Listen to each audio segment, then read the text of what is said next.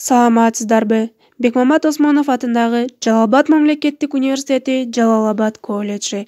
БКМ бюджет 2018 тайпасынын студенти Таштемирова Гулейзат. Предмет – педагогика. Окутуучу Айдарова Нуржамал Акчоловна. Тарбиялоонун маңызы бул тема өтө чоңдугуна байланыштуу, кайтарым байланыш иретинде өз алдынча ишим. Тарбиялоо социалдык улуу муундар топтогон тажрыйбасын кичүү муундарга өткөрүп берүүсү. Педагогикалык атайын ишмердүүлүк инсанды максат багыттуу калыптандыруу процесси.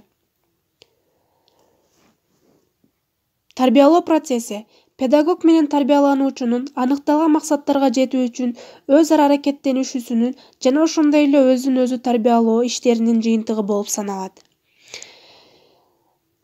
Адамгерчилик, боорукердик, гумандуулук.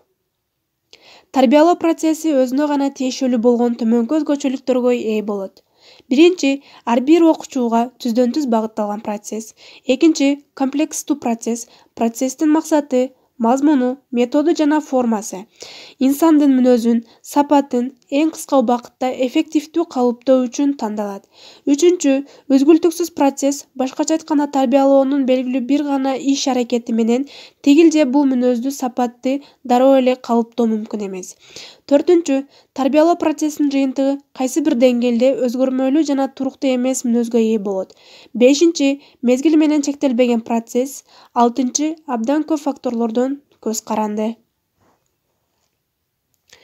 Өзүн өзү тарбиялоонун компоненттери: өзүн өзү таанып билүү, өзүн өзү анализдөө, өзүнө өзү отчет берүү, өзүн өзү көзөмөлдөө. Өзүн өзү тарбиялоонун ыкмалары: өзүнө өзү буйрук берүү, өзүн өзү кубаттоо, өзүнө өзү ынануу, өзүн өзү колдоо, өзүн өзү сыйлоо, өзүн өзү жазалоо.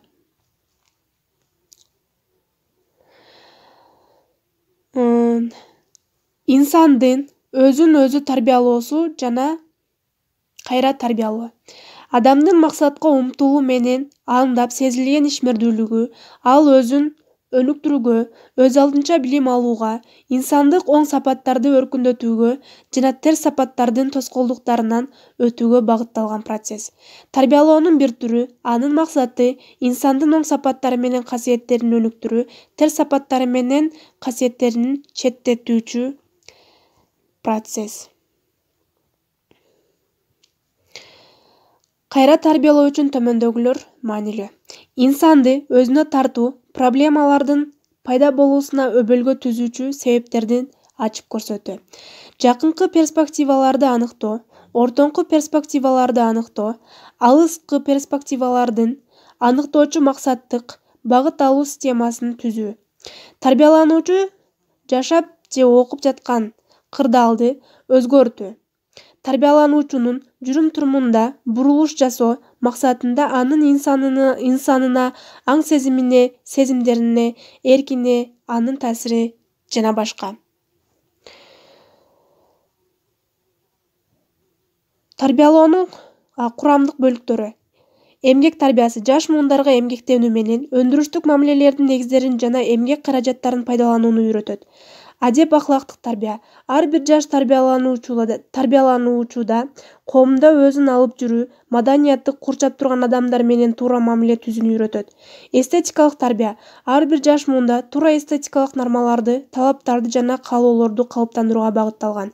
Дене тарбиясы: ар бир инсандын туура жетилишине, калыптанышына шарт түзүүгө багытталган. Физиологиялык жактан туура жетилген инсан ар тараптан гана гармониялуу өнүгө алат.